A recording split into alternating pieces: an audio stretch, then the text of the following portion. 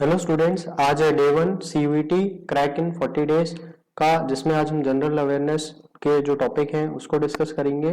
जिसमें आज हम revolution in Indian agriculture sector, जो अलग अलग रिवॉल्यूशन हुए लास्ट ईयर भी आपका इससे क्वेश्चन था, वो डिस्कस करेंगे। सबसे पहले हम जाने की रिवॉल्यूशन जो स्टार्ट करा वो किसने स्टार्ट करा और क्या नाम दिया गया उसको। तो एवरग्रीन रेवोल्यूशन, जो कि MS स्वामीनाथन ने कॉन्सेप्ट इंट्रोड्यूस करा, और एक ये स्ट्रेटेजी थी जहां पे हम अपनी जो एग्रीकल्चर प्रोडक्टिविटी है उस एग्रीकल्चर प्रोडक्टिविटी को लॉन्ग टर्म जो प्रोडक्शन गोल है उसके अकॉर्डिंगली क्या करें, अप्रोच करें या एक तरीके से डेवलप करें।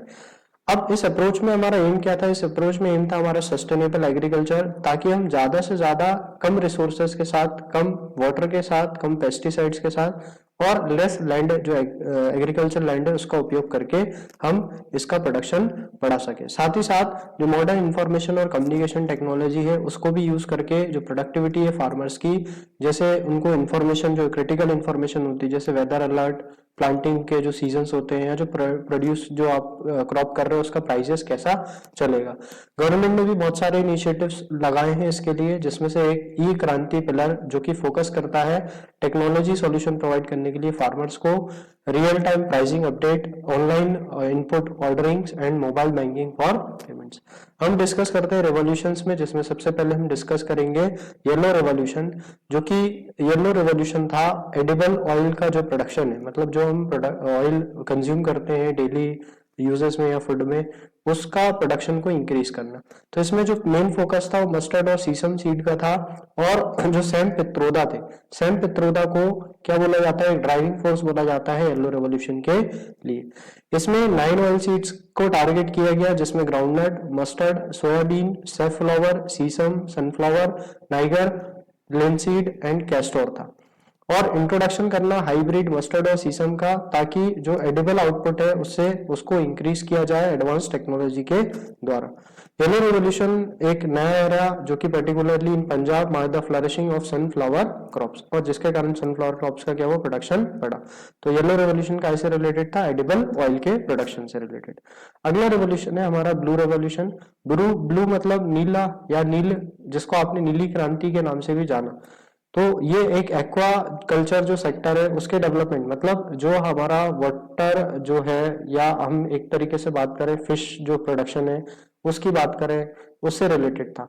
तो the fish farmer development association जो था under the central government sponsor super headed this revolution 7 5 year plan, जो कि 1985 से 1990, और इंटेंस मैराइन फिशरीज प्रोग्राम जो कि इंट्रोड्यूस किया गया 8 5 ईयर प्लान में 1992 से 1997 के लिए, leading to the establishment of fishing harbours in the Visakhapatnam, Kochi, Tuticorin, Porbandar and Port Blair. Department जो है animal husbandry, dairy and fisheries के अंदर इसके कोलेबोरेशन के साथ एग्रीकल्चर और फार्मल वेलफेयर के ये ब्लू रेवोल्यूशन को स्टार्ट किया गया, जिसमें आप क्या बोले, इसको नीली क्रांति बोले, या एक तरीके से जो फिशरीज हैं उनका जो प्रोडक्शन है, या जो एक तरीके से फिशरीज है उनका जो आउटपुट है उसको बढ़ावा देना। अगला हमारा golden fibre revolution. Golden fibre, या हम बात करें जूट की, तो जूट एक गोल्डन फाइबर या नेचुरल फाइबर जो हमें मिलता है, smooth golden sheen, is an integral of golden fibre in India.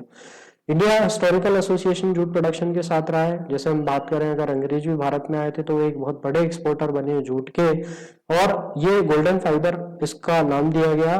तो गोल्डन फाइबर जो रेवोल्यूशन था उसमें हमारा जो मेन पर्पस था वो गोल्डन जो फाइबर था या जो जूट था उसके प्रोडक्शन को बढ़ावा देने का था, क्योंकि इंडिपेंडेंस के बाद हमने देखा जूट इंडस्ट्रीज पूरी तरीके से क्या हो चुकी थी? खत्म हो चुकी थी। और जब भारत आजाद हुआ तो एक जो मेजर प्रोड्यूसिंग जूट का जो एरिया था, जो कि अभी प्रेजेंट में बांग्लादेश में सिचुएटेड हो गया, तो उसके कारण जो इंडिया का प्रोडक्शन था जूट का वो काफी हद तक अफेक्ट हुआ। अगला जो रेवोल्यूशन है वो है गोल्डन रेवोल्यूशन। गोल्डन रेवोल्यूशन जो कि 1991 से 2003 तक का एक पीरियड जो था ड्यूरेशन, उसमें उस चीज को बूस्ट की गई। गोल्डन रेवोल्यूशन में जो हॉर्टिकल्चर सेक्टर थे, जो कि आप कहें फ्रूट्स का प्रोडक्शन लाइक कैशूनट, कोकोनट और मैंगोज, इन सब के प्रोडक्शंस को बढ़ावा देना नई टेक्निक के द्वारा, ग्रीन हाउस की तरीके से या ऑर्गेनिक फार्मिंग करके, ताकि जो एक तरीके से नेचुरल जो डिजास्टर्स है उनसे उन क्रॉप को बचाया जा सके और उनका एक बल्क प्रोडक्शन या प्रोडक्शन उसका इंक्रीज किया जा सके। अगला जो रेवोल्यूशन है वो है ग्रे रेवोल्यूशन। ग्रे जो रेवोल्यूशन है वो आपका डिपेंड रिलेटेड था कैसे, जैसे आपका ग्रीन रेवोल्यूशन है, ग्रीन रेवोल्यूशन के एक जो लिमिटेशंस थी उसको कवर अप करने के लिए, रिस्पॉन्स को उसको कवर अप करने के लिए ग्रीन रेवोल्यूशन चलाया गया, जो कि एक sustainable food system agritech solution enabling small holders farmers to enhance yield and profitability, ताकि उनका जो प्रोडक्शन है, उनकी जो इन एक तरीके से आउटपुट है, उस आउटपुट को बढ़ाया जा सके, और एक जो रूरल इंडिया है उस रूरल इंडिया में जो कम इनपुट के साथ ज्यादा आउटपुट लिया जा सके, उसके लिए ग्रे रेवोल्यूशन स्टार्ट किया गया। अगला है आपका पिंक रेवोल्यूशन। पिंक रेवोल्यूशन जो था वो रिलेटेड था पोल्ट्री और मीट प्रोसेसिंग इंडस्ट्री से, जिसमें जो पोल्ट्री सेक्टर्स थे और जो मीट प्रोसेसिंग सेक्टर्स थे उनको बूस्ट करने का काम किया गया।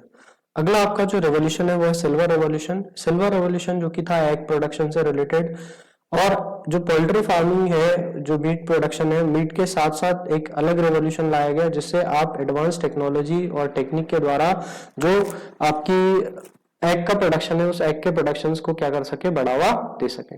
डॉक्टर बीवी राव या फाउंडर ऑफ इनकीस प्लेड, और इसमें एक क्रूशियल रोल उन्होंने प्ले किया था। अगला जो आपका रेवोल्यूशन है वो है रेड रेवोल्यूशन।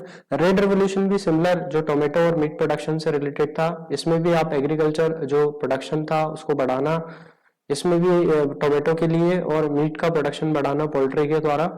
विशाल तिवारी जो है वो रिकॉग्नाइज्ड लीडर है इस रेवोल्यूशन के।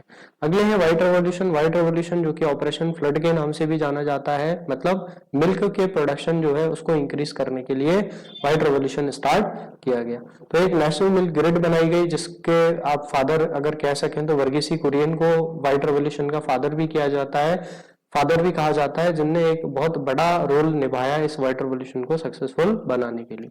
अगला जो आपका रेवोल्यूशन है वो है silver fibre revolution. Silver fibre revolution जो था वो था कॉटन प्रोडक्शन से रिलेटेड, कि जो एक तरीके से टेक्नोलॉजी का यूज करते हुए हम किस तरीके से जो प्रोडक्शन है कॉटन का, उस कॉटन के प्रोडक्शन को इंक्रीज कर सके।